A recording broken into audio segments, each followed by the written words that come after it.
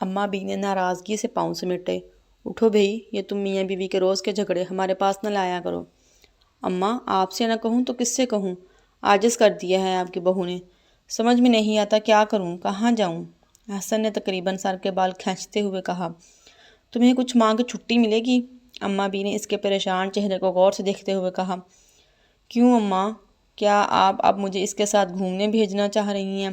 بھر پایا میں ہر روز کے رونے دھونے مطالبوں سے، اوپر سے زبان درازی الگ۔ میں فوزیہ کو لے کے کہیں سیر کے لیے نہیں جا رہا۔ احسن نے بری طرح بلبلا کے کہا۔ میں جو پوچھ رہی ہوں نا اس کا جواب دو۔ اماں بھی نے گھورا۔ اماں آپ جانتی تو ہیں اچھی طرح کہ آرام سے مل جائے گی۔ میں بھائی جان سے پوچھ لیتا ہوں، اپنے بزنس کا یہی تو فائدہ ہے۔ چلو ابھی کال کر کے پوچھو۔ اماں نے موبائل اٹھا کے ہاتھ میں دیا۔ احسن نے کال ملا کے بھائی سے بات کی اور اماں کو بتا دیا۔ 3 ماہ کی چھٹی مل گئی تھی۔ ٹھیک ہے، بیگ پیک کرو، 3 ماہ کے لیے تم اپنے جاوید ماموں کے پاس رہو گے۔ میں نے ان سے بات کر لی ہے، فوزیہ ساتھ نہیں جائے گی۔ اس کو اس کی اماں کے گھر بھیج دوں تاکہ اس کے بھی وہاں رہنے کے ارمان پورے ہو جائیں۔ اماں بھی نے مزے سے بتایا اور لیٹ کے کروٹ بدل لی۔ احسن جانتا تھا اب یہی کرنا پڑے گا۔ خیر اچھا ہی ہے اس لڑاکا لڑکی سے جان چھوٹے۔ 3 ماہ مزے کروں گا، یہاں تو اس کے فرمائشی پروگرام ہی ختم نہیں ہوتے۔ بیگ پیک ہوا، فوزیہ بھی خوشی سے اچھل پڑی۔ چلو جی، ہماری تو عید ہو گئی۔ کہاں اماں کے گھر کے آرام، کہاں یہ بد مزاج دھونسو جماعتو میاں، یہ کرو وہ کرو، ایسے نہ کرو۔ اب تو میں 3 مہینے تک خوب گھوموں گی، شہر بھر کے گول گپے برگر کھاؤں گی، دل بھر کے سوؤں گی۔ ایک لمبی لسٹ تیار کر لی دل ہی دل میں۔ جلدی جلدی بیگ پیک کر کے دونوں میاں بیوی اپنی اپنی منزل کو روانہ ہوئے۔ سارے گھرانے نے سکھ کا سانس لیا، ورنہ تو صبح و شام کی لڑائیاں تھیں جن میں وہ سب کبھی ایک کو سمجھاتے کبھی دوسرے کو مناتے دن گزارتے تھے، اور اس منانے سمجھانے میں سارے اہم کام رہ جاتے۔ احسن کا ماموں نے خوب استقبال کیا۔ آ جاؤ میرے کڑیل جوان، مجھے تو بیج کی بوائی کے لیے تمہارا ہی انتظار تھا۔ چلو آج ہی تمہیں زمین دکھاؤں، گرم جوشی سے گلے لگا کر انہوں نے کہا۔ جی، احسن نے حیرت سے کہا۔ آپا بھی نے کہا تھا جب تک تم اپنی زمین سے پھل نہ پاؤ گے واپس جانے کی اجازت نہیں۔ ہیں اماں بھی نا؟ خیر مرتے کیا نہ کرتے، ماموں کے ساتھ گھر سے نکلا، گیلی مٹی کی البیلی مہک، نرم ہوا، آس پاس بکھرا سبزہ، موڈ ایک دم خوشگوار ہو گیا۔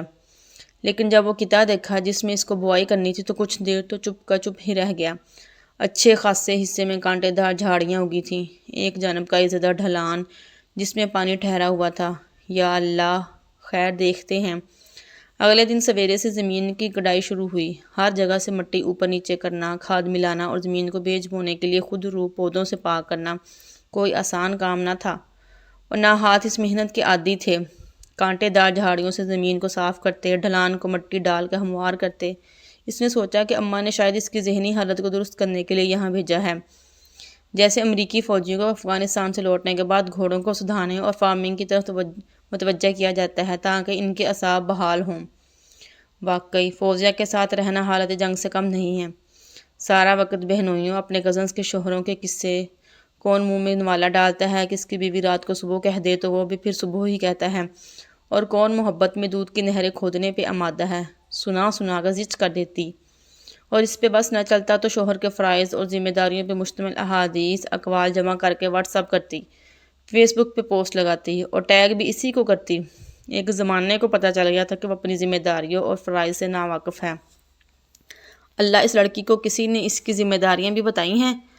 اپنی قابلیت کے قصے اور خوبصورتی کی داستانیں سنانے کا شوق مزید سونے پہ سہاگا تھا۔ اس نے غصے سے کدال زمین پہ ماری اور گھٹنوں بیٹھ گیا۔ کسی مرد کے لیے اس سے دل تھکا دینے والی بات کیا ہوگی کہ اس کی بیوی کے مطابق اس میں تو کوئی خوبی ہے ہی نہیں، اور اس کی قسمت ہی پھوٹ گئی جو ایسے مرد سے اس کی شادی ہو گئی۔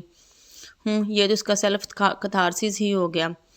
تھک ہار کے گھر آتا تو لذیذ ساگ، دیسی مرغ کے سالن، لسی کا گلاس پی کے سکون سے سو رہتا۔ زمین تیار ہوئی تو بوائی کا موسم آیا، ایک کٹھن مرحلہ۔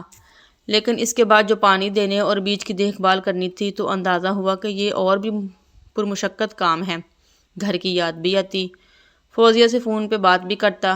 یہاں دل ایسا لگ گیا جس زمین میں پسینہ بہایا تھا اس کی بہار دیکھے بغیر گھر لوٹنا مشکل لگتا تھا۔ زمین پہ چلتا بھی تو احتیاط کے ساتھ کہ کوئی نرم و نازک کمپل نکلنے سے پہلے ہی نہ کچل جائے۔ کبھی وہیں بیٹھ کے زمین کو پھاڑنے کے نکلتے سبزے کو دیکھنے کے لیے بڑھ کے دل فریب کام ہو گیا تھا۔ پھر ان کی حفاظت کے جنگلی جانوروں گھس کے تباہی نہ مچا دیں۔ اب تو رات کی نیندیں، دن کا چین سب غائب تھا۔ جیسے جیسے پھل آنے کا موسم آ رہا تھا، اس کی محنت بھی بڑھ رہی تھی۔ کیڑوں نے حملہ کیا تو زرعی سینٹر سے جا کر معلومات حاصل کر کے سپرے کیا۔ آس پاس کے لوگوں سے دوستی بڑھائی کہ ضرورت پڑنے پہ کوئی سنگی ساتھی تو ہو۔ ننھی ننھی توریاں اب پودوں پہ بہار دکھائی دے رہی تھیں۔ ہر دن نئے جوش سے اٹھ کے اپنی زمین کے پاس آتا۔ فصل پک کے تیار ہوئی تو خوشی سے اس کا دل رقص سے کنا تھا۔ سرپرائز دینے اماں بھی آ گئیں۔ لہلہاتے سبز پوتے اور تازہ تازہ توری بیٹے کی محنت دیکھ کے دل باغ باغ ہو گیا۔ محبت سے ماتھا چوما۔ چلو بھئی، امتحان ختم، اب ہمارے ساتھ واپس چلو۔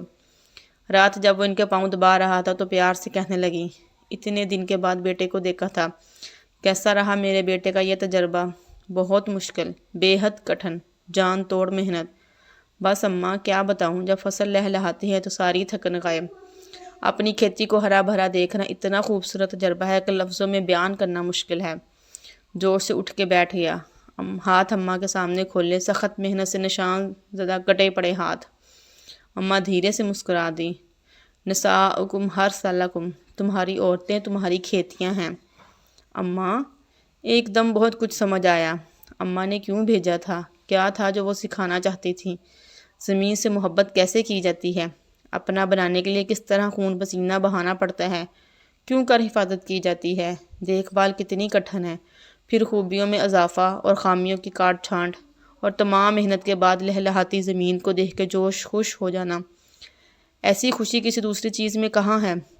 یہی وہ سبق ہے جو اب اس کو یاد رکھنا ہے۔ اماں بھی لاڈ سے ماں کی گود میں سر رکھ دیا۔ فوزیہ کی یاد آئی، مسکرا کے آنکھیں موند لیں۔